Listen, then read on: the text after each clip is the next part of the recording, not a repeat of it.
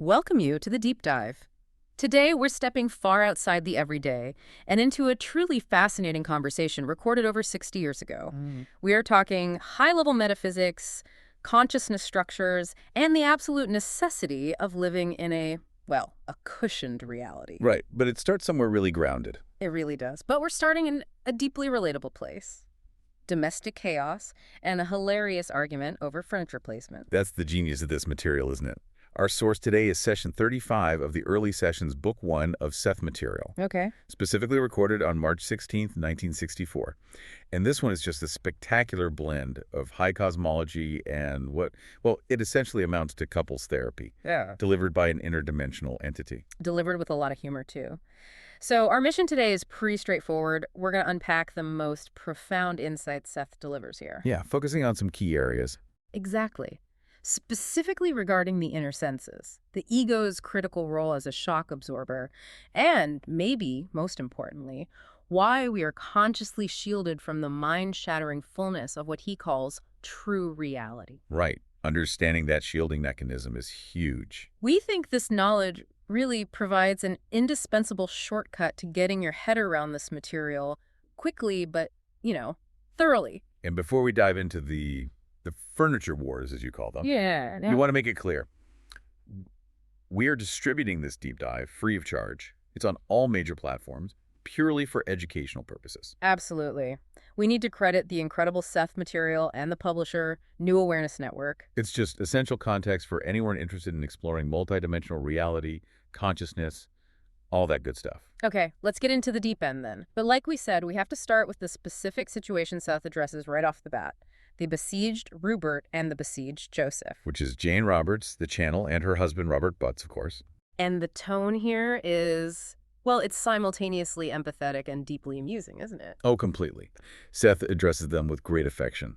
I mean, sometimes calling them his sweet pickleheads, which is just great. Pickleheads. But he finds the specific situation, this furniture assault, to be, quote, rather hilarious. Yeah. Although his sympathies specifically go out to Joseph, who had to, live and work amongst the constant upheaval. Right, trying to paint or write while the couch is doing laps around the room. Yeah. So the chronic issue was Jane's intense, compulsive, nervous energy manifesting as this need to constantly rearrange their apartment. And it wasn't random. It had a highly specific calendar window, too. Yeah, Seth details that the furniture assault began around January. It always begins around January, and in this case, it will end this month, which was March. So a 3-month siege Yeah. every year, daily redecorating and moving heavy objects. Imagine. And the physical effort was immense, wasn't it? Joseph actually described it as a physical assault. Which led to Seth's classic kind of tough love challenge to Ruburt. Do you want to be a poet or a furniture mover? Oof. Direct hit. Exactly. It's a moment of really profound redirection, but it's hidden inside this humorous, almost parental scolding. He strongly suggests she desist from the daily activity. I want to focus on that aggressive energy for a second because Seth ties it directly back to the physical plane, which is fascinating. He links this drive partly to seasonal changes and specific chemicals that appear in the air at that time. Yeah, it's a subtle but critical point. It suggests that these powerful, metaphysical, creative drives aren't totally separate from our biology or our environment. They're connected. It's not just in the mind. Right. And the source explains that this aggressive nervous energy, this, desire to push, to displace things, to change the physical layout, it's the very same energy. The exact same energy that is extremely strong, powerful, and stormy, and is used in Ruburt's powerful poetic writing. Wait, hold on. So the force required to write groundbreaking poetry is the same thing that's making her move the dining room table for the 18th time in 3 months. That seems wildly inefficient. It is the definition of inefficiency, and that's precisely the point Seth is making. Okay. He explains that when that energy can't be channeled into its highest use, the poetry, which apparently usually comes with a splurge at the end of March. So there's a creative cycle. Yes. And if there's a lag in that creative work, if the channel is blocked somehow, then look out. That aggressive energy has to go somewhere. So if the canvas of the poem is blocked, Then the canvas of the physical room becomes the next best target. It's misdirected energy. that completely reframes aggressive energy, doesn't it? It's not necessarily this negative trait we often think it is. It's more like a powerful, neutral drive toward action. Precisely. And if you're a creative person, Maybe your couch is basically a pressure valve, like you said. Ah. Watch out, couch. Yeah. Seth reassures Joseph that the assault is not directed at any person. It's not personal animosity. It's simply, quote, misused good aggressive energy that just didn't find its intended outlet in creation. So this highlights a really fundamental principle of energy management then. Creative or aggressive energy, it's fundamentally neutral. Exactly. If the appropriate outlet, the art, the writing, whatever it is blocked for some reason, that energy must find a physical displacement. It has to manifest. Leading to daily, exhausting rearrangement. It's a core lesson, really. Find your discipline, find your channel, or your immediate environment might just suffer the consequences. It really is. Find the constructive outlet. It also tells you something, maybe hints at the nature of the ego's protective functions, which I know we'll get into more detail on later. How so? Well, if you can't quite handle the internal storm of creation, the intensity of it, maybe you externalize that storm. You make it physical, manageable by, moving a bookshelf. It gives a safer physical focus for that immense power. That's a great insight. All right. It externalizes the internal pressure into something tangible, something you can wrestle with physically instead of psychically. Interesting. Okay, so we transition now from the comedy of displacement, the furniture wars, to a truly chilling moment. A moment of profound yet somehow muted perception. Joseph describes watching a beautiful elm tree. It had recently died, and now is being cut down with a power saw. Right. And as it fell, he felt something. Yeah, he felt this wave of sensation sweep over him, this familiar rich tingling or inner wind he'd actually noted in an earlier session 24. And that sensation, that rich tingling, that's the first big clue, isn't it? It signals that the ego's usual filters, the normal barriers, are momentarily lifting. Just a bit. So he felt the register of his inner senses working. He was sensing this profound shift in energy as the tree fell. Exactly. And he asked Seth, what was that specific sensation? And Seth's answer is just incredibly direct and frankly quite shocking. What did he say? He said, what you actually felt when the tree fell was the pain of the tree in much muted form. Wow. The pain of the tree. That idea alone, that the tree, even though physically severed and technically dead, still had consciousness. That's a huge ontological leap right there. It really is. Joseph was sensing the basic tree value, as Seth put it, through the twang of the inner senses. A twang, like a guitar string vibrating after it's plucked. Something like that, yeah, an echo. And Seth noted that if Joseph had been more adept with something called psychological time, which we need to unpack, he would have actually attained a much greater, clearer perception of it. But the key mechanism here, the thing we really need to focus on, is the muting, how it was dialed down. Exactly. Seth elaborates. He says Joseph felt only a tiny, really low-volume echo of distant pain. It was like it had an almost dreamlike existence in one dimension only. So not the full blast. Not even close. Seth uses this incredible phrase, it was an echo of anguish heard centuries after the original cry. That just emphasizes the sheer degree to which this sensation was delayed, diffused, and filtered down for him. Okay, but wait a second. How can we be sure this was actually the tree's pain and not just Joseph projecting his own sadness?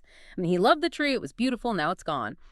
That sounds like classic human anthropomorphism, right? Projecting our feelings onto nature. That's a really fair question, and it goes right to the core of how these inner senses supposedly work. Seth explains that the inner senses don't rely on interpretation or projection in the way our outer senses often do. They register basic value directly. Basic value? What does that mean? Think of it like the essential isness of the tree. Its consciousness, its non-physical existence, was undergoing this rapid traumatic transition as it was cut down.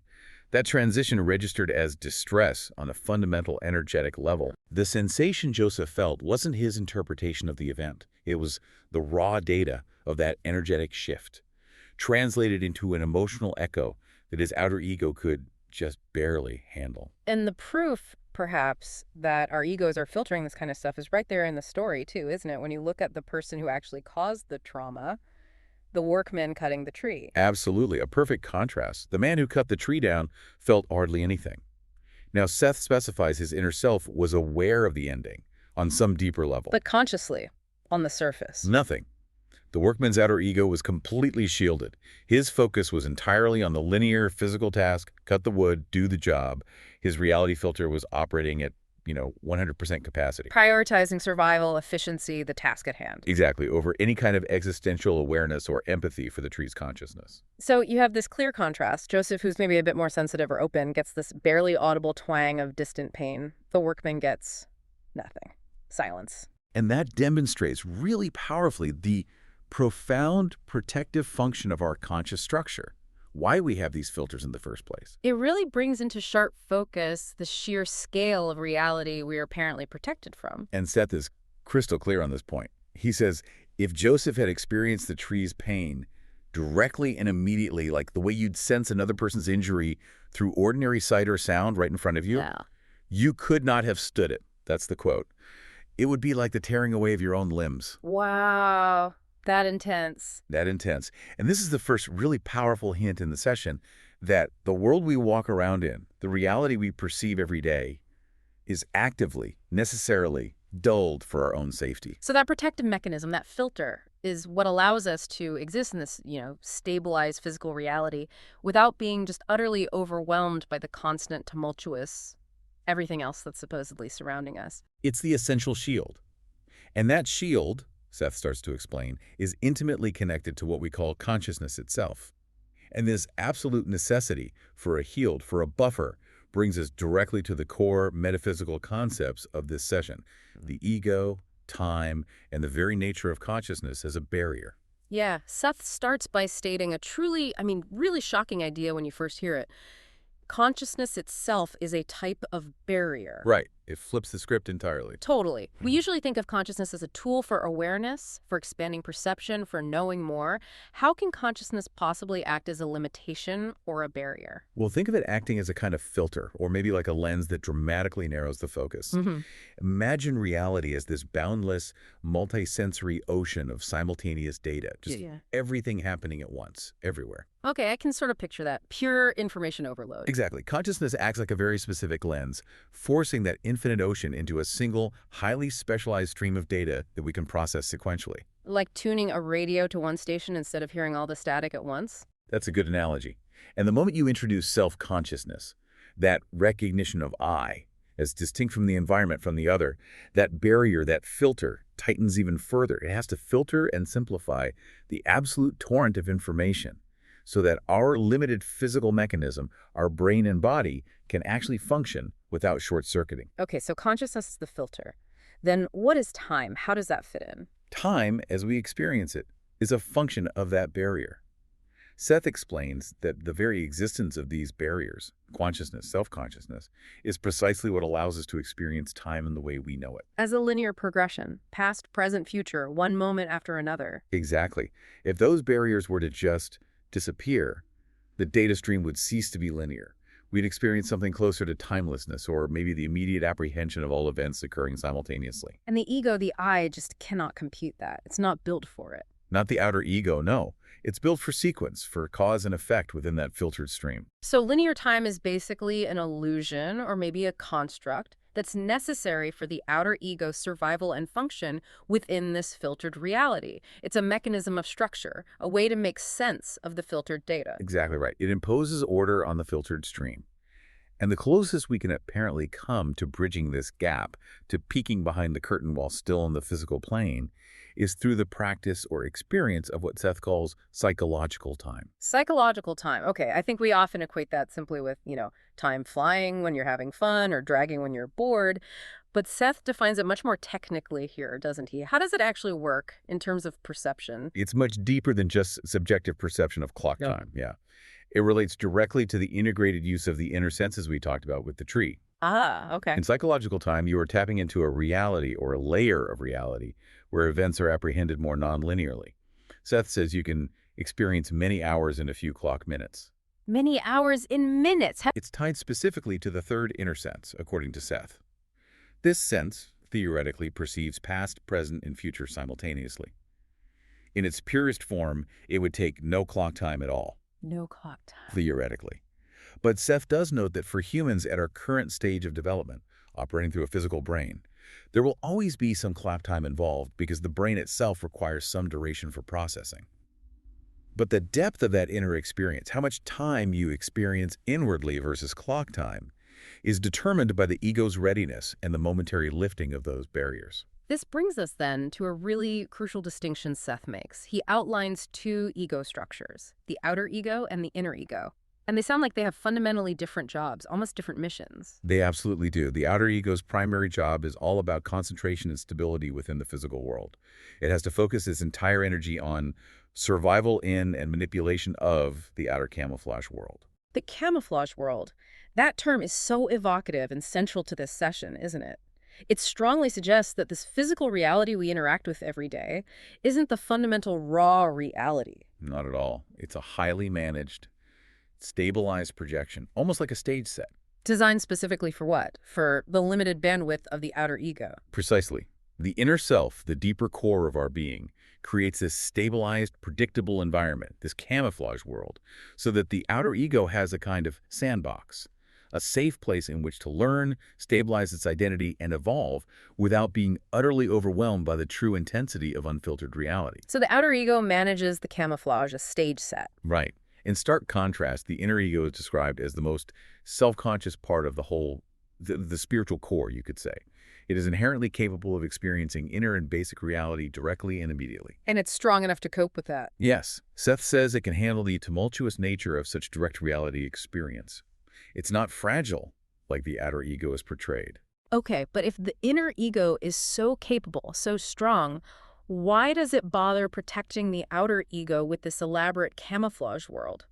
Does that suggest a kind of lack of confidence in the outer ego's ability to handle the truth? Or maybe it's just being a good parent. It suggests, I think, a necessity for gradual evolution. You don't throw a baby into the deep end of the pool. The outer ego is essentially in its infancy, relatively speaking. It needs boundaries, structure, protection. And the crucial mechanism managing this boundary, this protection, is the subconscious mind. Exactly.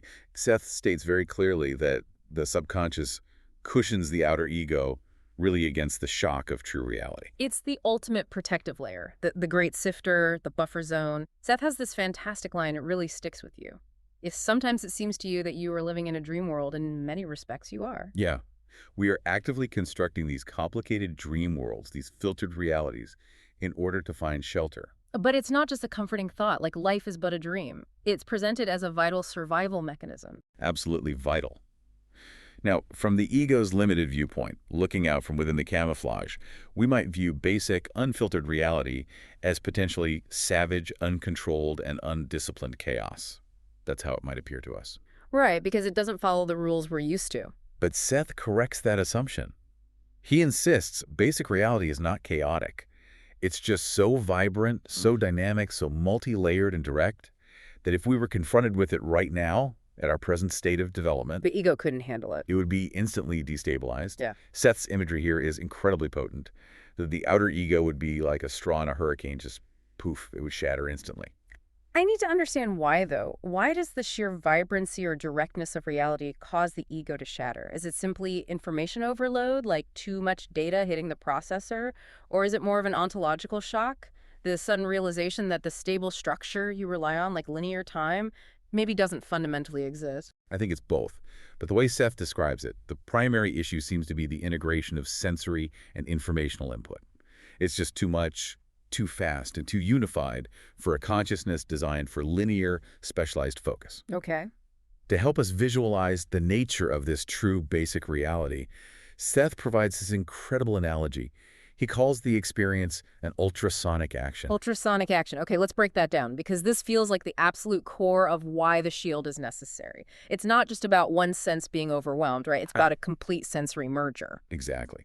He asks us to imagine simultaneously hearing the most exciting and moving music imaginable. Okay, got that. Intense music. While at the same time smelling the strongest odor imaginable. Right. Let's hope it's a good one. Yeah, right. Music and smell. And simultaneously viewing the most emotionally charged scene you can conceive of. Okay, intense visuals and emotions. While also simultaneously feeling intense and vivid bodily sensations.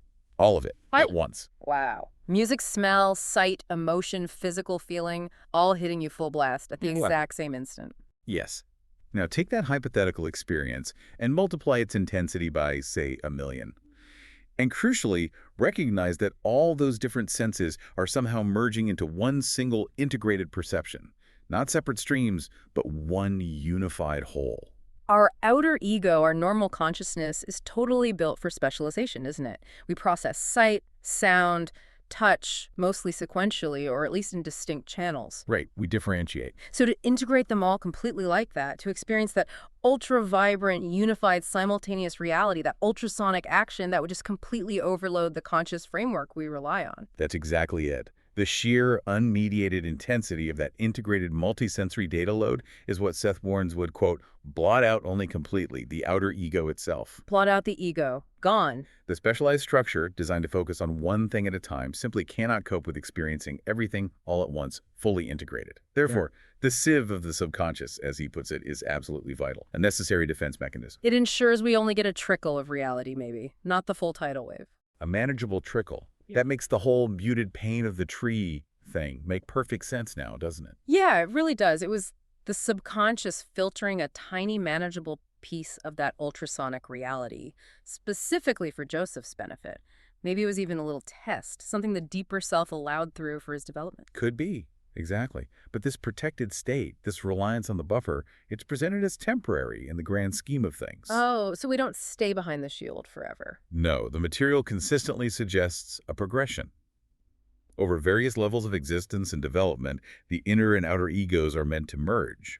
As the outer ego gains strength, wisdom, and knowledge, it needs the filter less. Precisely.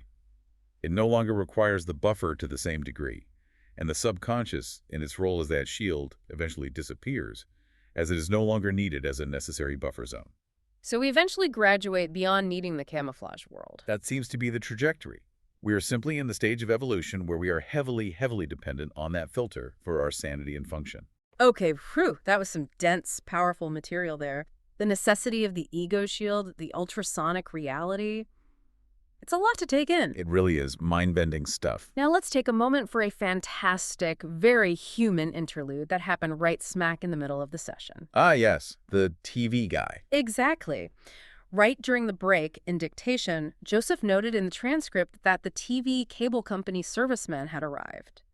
And this was apparently necessary because an earlier fallen tree limb, perhaps the very source of our discussion earlier, had ripped down their TV line, affecting Jane's ability to listen to music while she worked, which, as we'll see, was important. Right. And this is one of my absolute favorite moments because it shows Seth's personality, his curiosity about the mundane physical world he's usually talking about from a distance. It's great. At 9:33 p.m., Seth interrupts their break. The message is simple, but wonderfully intrusive, almost nosy. What did he say again? He says, the music is more important to Ruburt than either of you know. Okay, point 1. If the man comes, let him in. Point 2. Then, I will be with you, but quiet, and I would be curious in any case. Perhaps I will tell you about your TV man. Huh. I just love the idea of this advanced, non-physical entity essentially pausing a deep cosmic discussion to passively observe a cable repairman out of sheer curiosity. Perhaps I'll tell you about him later, like psychic gossip. So the serviceman came in, worked on the cable for about an hour, fiddling with wires, and then left around 10:30 p.m. And apparently, as soon as the door closed, Seth delivered on his promise. The TV repairman prediction. And this wasn't cosmological advice, was it? It was just very specific, totally unverified details about this complete stranger. Exactly. Seth says the man has 3 children, a kind heart. Okay, that's nice. And something wrong with his left foot. His left foot. Yeah, this is not noticeable, but something is wrong with his left foot. One of the bones. And Seth adds the man himself doesn't even know about it yet. Why? I mean, why does an entity discussing the nature of time and the fundamental structure of the universe care about some random guy's foot bone? It seems like such an odd, trivial detail to focus on. Well, I think it illustrates several things, actually. First, it just flat out shows Seth's ability to perceive fine-grained physical reality, not just the inner energetic stuff. He's not detached from the physical, even if he's not in it. Okay, fair point. Second, it maybe demonstrates that his consciousness isn't bound by the physical proximity during the interaction. He seemed to perceive the man's state pretty immediately upon observation, maybe even details the man himself wasn't aware of. Like an instant inner scan. Perhaps. And third, maybe most importantly, it subtly shows the interconnectedness of everything. Even a completely mundane service call is interwoven with personal history, future physical developments, character traits. Nothing is truly separate or unimportant from that wider perspective. It definitely grounds the entire session in a strange kind of reality, while simultaneously making us question what reality even is, that a non-physical being is interested in bone structure. Okay, moving back to more serious guidance. Seth offered very clear and necessary advice later in the session on inner sense development, specifically focusing on safety and the right way to progress. Yes, and this is crucial, given the potential danger inherent in that ultrasonic action if the ego isn't ready. Seth gives definite advice against drugs for forcing these kinds of experiences. Right, he says when the ego is artificially forced to let such experiences through before it's ready, it is in severe danger. Severe danger. He doesn't mince words. But hold on, if the ultimate point is to eventually merge the inner and outer ego to get beyond the buffer, isn't artificially forcing the experience, maybe via certain chemicals, just speeding up evolution, getting there faster? Why is that so dangerous? Because, according to this framework, the outer ego lacks the necessary stabilizing knowledge and strength to handle the influx when it's forced prematurely.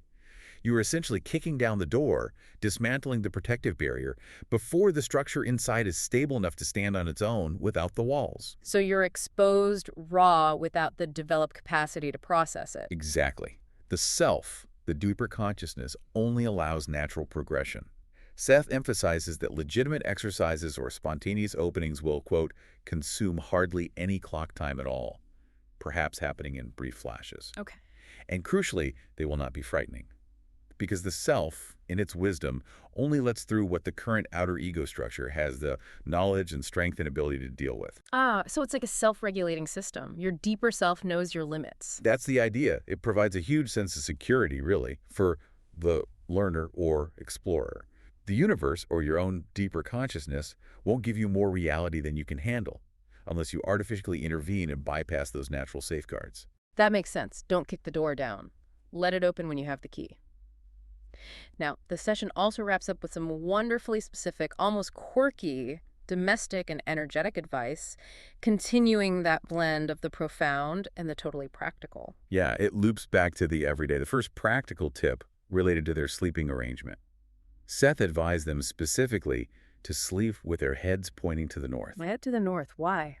He says this is excellent, on your plane only, mind you, because the Earth's magnetic properties apparently help align molecules in the body for greater efficiency during rest. Wow. So a tangible physical benefit derived from subtle energetic alignment, again, linking the body and the environment. Yep.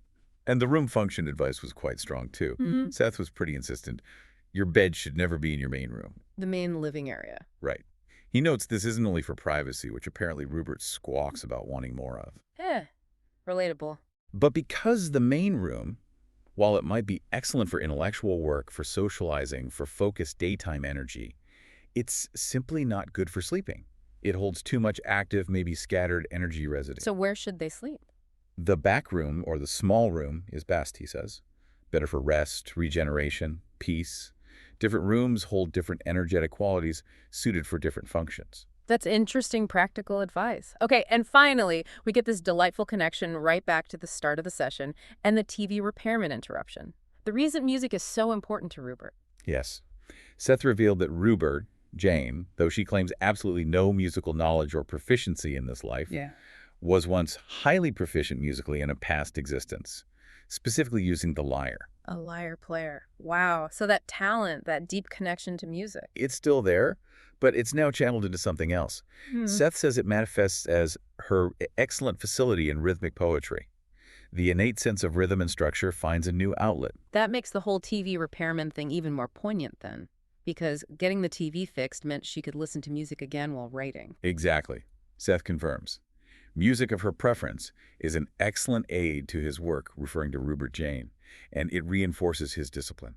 It connects perfectly back to Section 1, right? Yeah, the need for a constructive, creative outlet for that stormy energy. If the energy can't misuse itself moving the furniture, it should flow constructively through the rhythmic structure of poetry, aided perhaps subconsciously by the muscle memory or soul memory of the lyre. It all ties together. The furniture, the energy, the poetry, the music, even the TV repairman enabling it.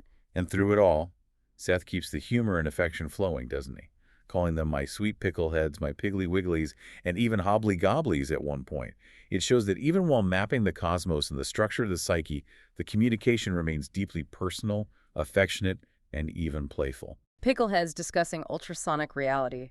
You really couldn't make it up. Okay, so this deep dive, it really has taken us from the absurdity of fighting over a coffee table all the way to the chilling experience of sensing a tree's breath pangs. It just showcases this radical dual nature of our existence, the ordinary, filtered camouflage world we live in, and the overwhelming true reality that Seth says lies just beyond the veil of our normal perception. It's a stunning contrast, packed into one session. So to maybe summarize the core takeaways from session 35, the big ideas about the structural reality of your perception, what stands out most?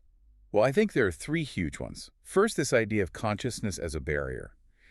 Our normal, conscious, linear experience of time isn't fundamental. It's a direct function of the protective barriers we erect consciousness itself, and especially self-consciousness. And breaching those barriers, even slightly. That's how you enter nonlinear psychological time. Yeah. It's a shift in perception away from the barrier-defined flow. Okay, number one, consciousness as barrier, time as its function. What's two? Number two has to be the subconscious buffer. Subconscious isn't just a repository of forgotten memories or Freudian drives. It serves this vital, active, protective function. It acts as a necessary buffer zone. Shielding what from what? Shielding the fragile outer ego from the overwhelming, integrated, ultrasonic impact of true, unfiltered reality. Seth is clear. Without that buffer, the ego shatters. Got it. Subconscious is the essential shield. And the third key takeaway? Natural progression is mandatory. Progress in developing inner perception and thinning that veil must be gradual and natural. It has to be built on the ego's existing strength and knowledge. No shortcuts. No shortcuts. Artificial methods, like the use of drugs to force experiences, are explicitly warned against because they risk that premature ontological shock. You have to be ready for what you perceive. Consciousness as barrier, subconscious as buffer, and natural progression only. Powerful stuff. This has been a really eye-opening dive into how our inner world literally shapes our perception of the outer camouflage world. It really reframes everyday experience. It shows us that every mundane action, even, moving a chair, is rooted in these profound, often filtered, energetic principles. So if you listening are curious to explore more of this complex, entertaining, and deeply personal material, which we highly recommend, we definitely suggest diving into the source itself. The source material we discussed today is part of the Seth material. You can study these books, including the early sessions, and visit the new Awareness Network website and bookstore. That's at sethcenter.com/early sessions. sethcenter.com/the early sessions. Check it out. Okay, so let's leave you with a final thought to mull over. All right. If the entire structure of time and reality as you perceive it is merely a cushioned dream world, a camouflage constructed by your inner self to stabilize your outer ego, then that ego must be constantly actively managing the flow of perception, deciding what gets through the filter and what doesn't. So, the provocative question is, what specific boundary, what fundamental assumption about stability or reality are you relying on right now that if it were suddenly viewed without the ego's protective filter, would cause your perception to completely shatter? Ooh, that's a chilling thought. What everyday thing seen unfiltered would break the simulation? It's exactly. Something to consider perhaps next time you hear a strange sound you can't quite place, or maybe even next time you move a chair.